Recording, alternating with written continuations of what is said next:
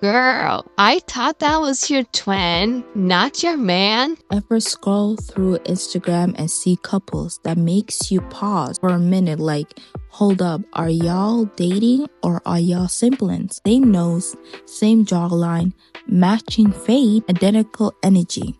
You gotta squint like, wait, is this love or long lost family member? Or is it a family reunion? Yeah, that's what we are getting into today. When self-love takes a sharp turn left from healing into kinda creepy.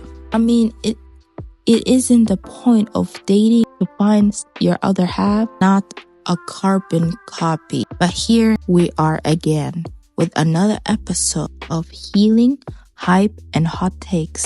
And if you thought marrying yourself was the peak, oh honey, buckle up.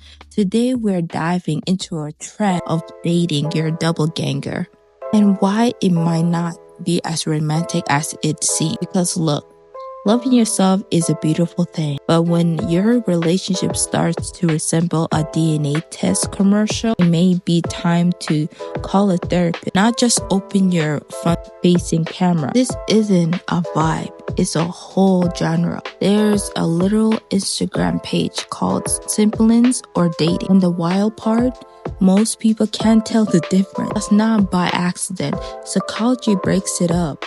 And turns out we're naturally drawn to what looks and seems similar.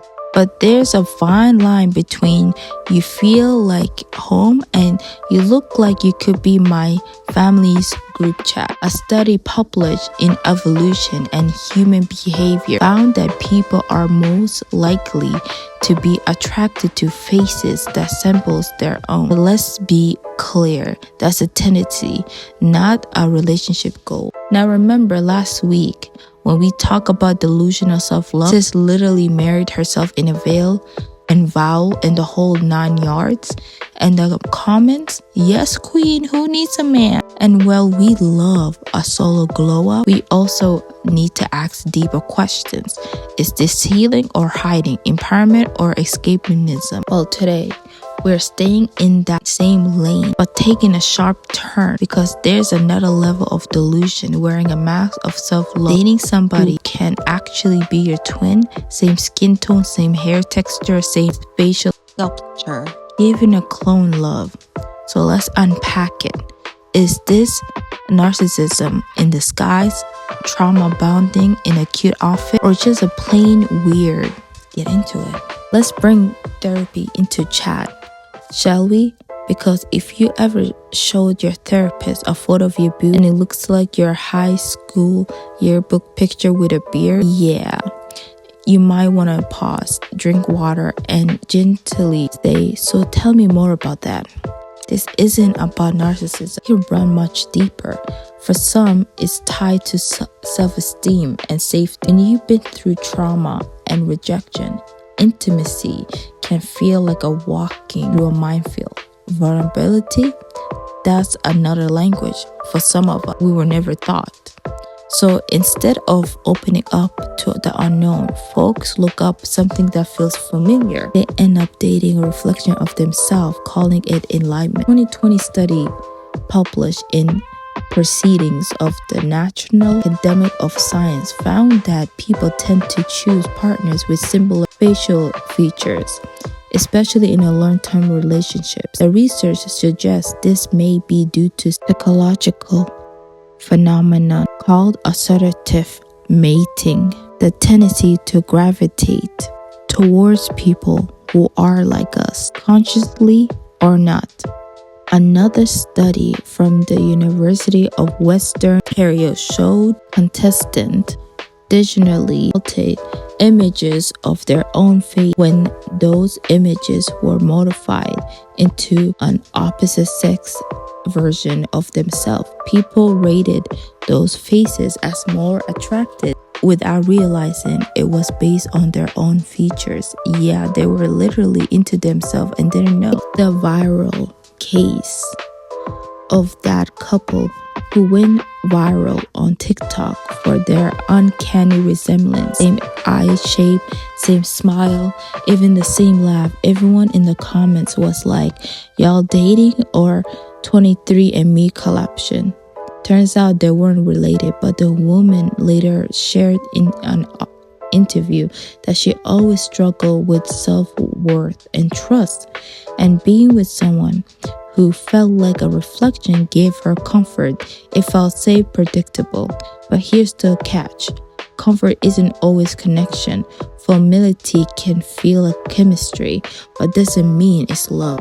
This is giving Black Mirror, like something is way off. Dr. Greg, a clinical psychologist and author of Rethinking Narcissism, explained that extreme narcissists often engage in mirroring. They choose partners who reflect their ideal self, not because they love those people, but because they're trying to stabilize their own identity through external validation.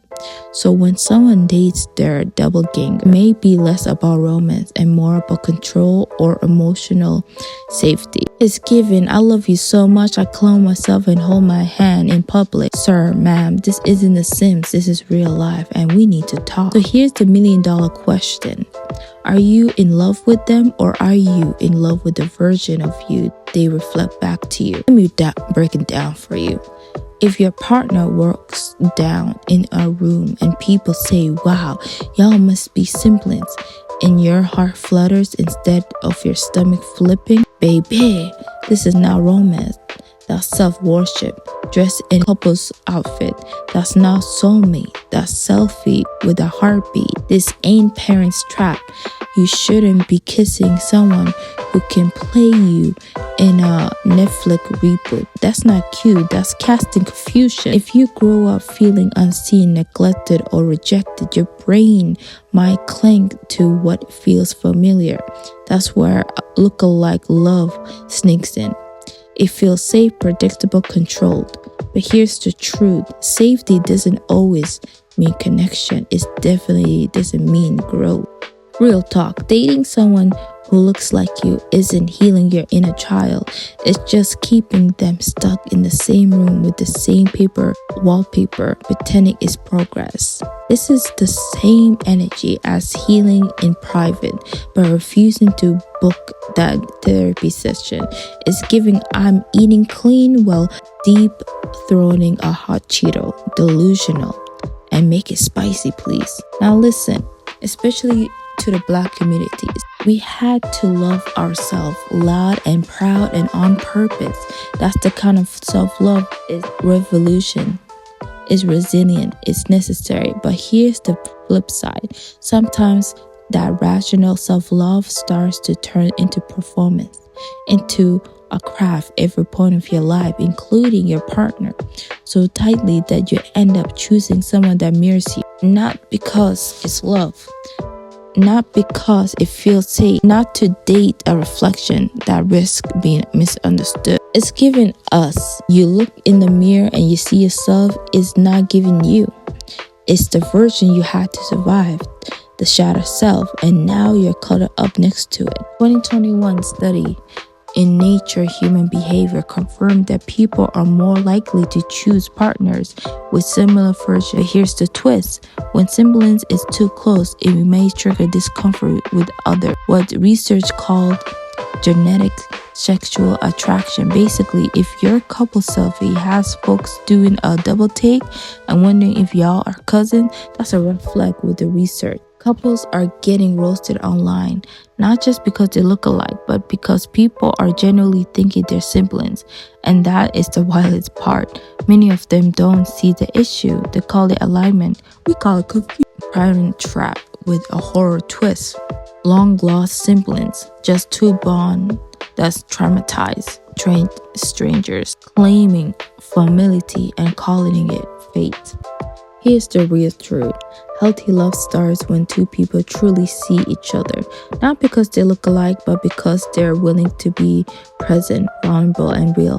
Love isn't about finding your mirror. It's about finding someone who challenges you, support you, grows with you. So let's be honest. Choose connection over comfort. Choose understanding of obsess. Choose diversity in thought, in background, in experience, in love, and please, for the love of Asian.com, stop dating your doppelganger. Online culture is obsessed with soft life, aesthetic, matching pajamas, flawless selfies. Love that fit that is perfectly grained. But love is not a vibe. It's not TikTok. It's transition or an Instagram mood. Real love requires depth, not similarity. It thrives in contrast, challenge, and mutual growth, not just matching skin tones and same outfit. We often mistake looking good together for being good together, but emotional alignment isn't guaranteed by visual harmony. Just because you look like a couple on Pinterest doesn't mean you have the tools to be a couple in real life. Let's call it what it is. When dating someone who looks like you becomes coping mechanism, it's not self-love, it's self-obsessive. You're not loving yourself, you're idolizing a version of you think is finally worth it, only because someone else's reflection is back at you. Call it the last episode. Just like the woman who married herself on the surface, it looked like confidence, but beneath it is confusion, exhaustion, loneliness, and unhealed wounds. It wasn't giving what it was giving. It was always empowering when it wasn't.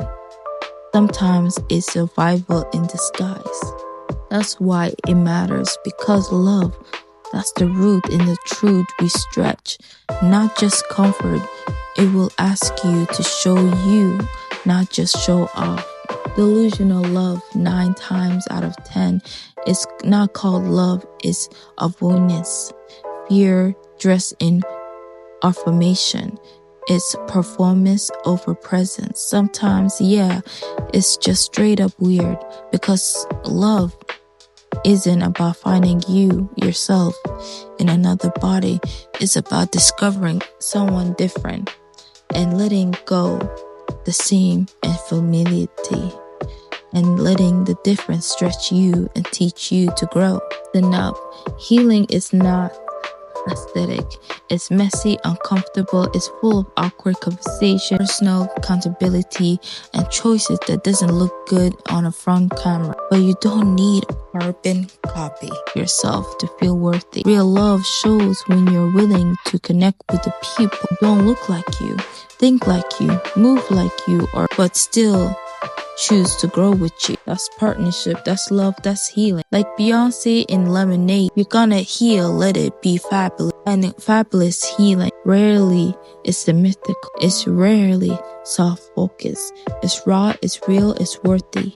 So next time you're drawn to someone who could pass like your twin or your sibling in a family photo, pause, take a deep breath. Ask yourself, is it love? Or are you just trying to love the version of you? Because the truth is, you deserve love that challenges you, flatters you, loves you, meets you, not mimics it you.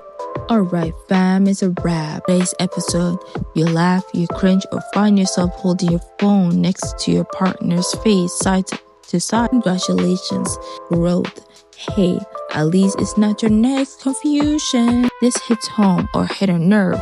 Go ahead and subscribe, leave a comment, and share it with that one friend who gives the type or has a type, basically a selfie in a human form. You know who I'm talking about. Remember, love yourself deeply, but remember, don't date yourself. If you ever caught yourself watching someone who could double gang you as a cousin or a twin in a family photo, it's a sign to pause and reflect. Maybe call a therapist. Send this episode to your friend, your ex, couple that everybody thinks is a sibling, but they swear it's just vibe. Until next time, stay grounded, stay growing, and for the love of God, stay outside of your DNA and genetics. Peace.